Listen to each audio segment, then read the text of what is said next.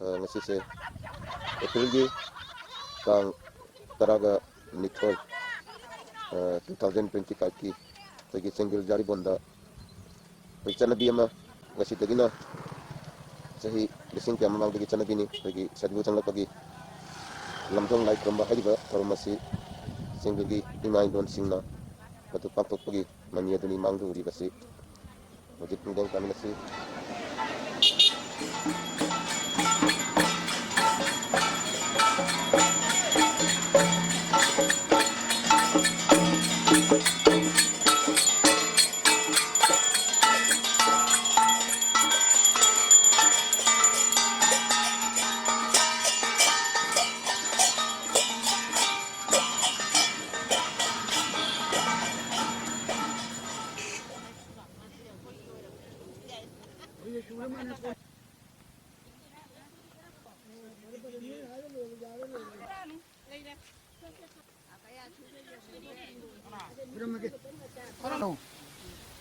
जोम नहीं लोग कल्ली बनी से उनसी की लाइव कुंजासी की ऐसी लाइव कुंडे ना बने मित्रने लाइव बुलार तो जो कलम ना है कोई चाबंग अपन बंद चांदा ना है किसी खोंडा बंगल तो नहीं जैसे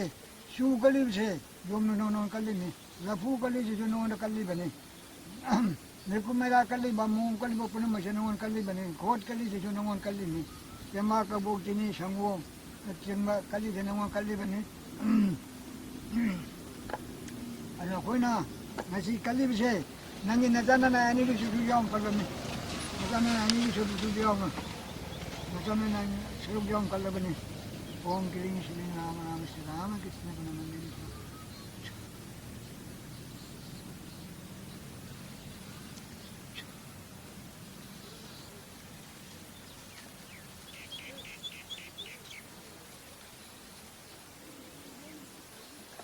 sekarang bangsa lagi macam ni lo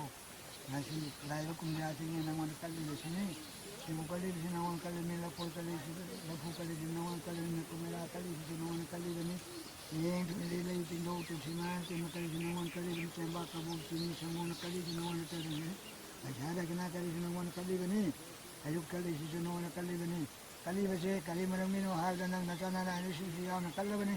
lelai kumpulan lelai kumbirile ba kongkodene kuno mose pune puje na matlo ra ta ye chanda hagan na ra sana ga sini le kali mu kene agana somon ko hengal nu me ta han ni kano on ko je hengal nan biu somon ko me nising me ta han ni kano joning do ana nang na ta na ani do nang na tha ra ko nyan ta nu tha do pi kano kali bi na ta na ni si yang kal la ni na ta na ni di tha do pi kano na tha ra ko nyan cha biu Alon tu nak kali ni, kon kali je kon ni kerja je kali kap lagi ni. Kon kon ni le ye kon ko ni kon orang je le ye se. Masih semua ni ko main tahan ni semua ni tahan dalam dia.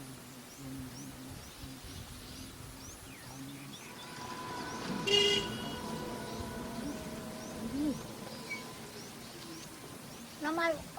tangan tu lutong je, namai lutong tak kalau lutong je tangga tu. Namai lutong hanya nganu, namai lutong tak kalau. Kalau tangkala konggong apa ni? Ay, siya kada gini. Ay, siya. Yang cakero, na. Ano mo kine lau begini, kecelam tangkaki. Mati.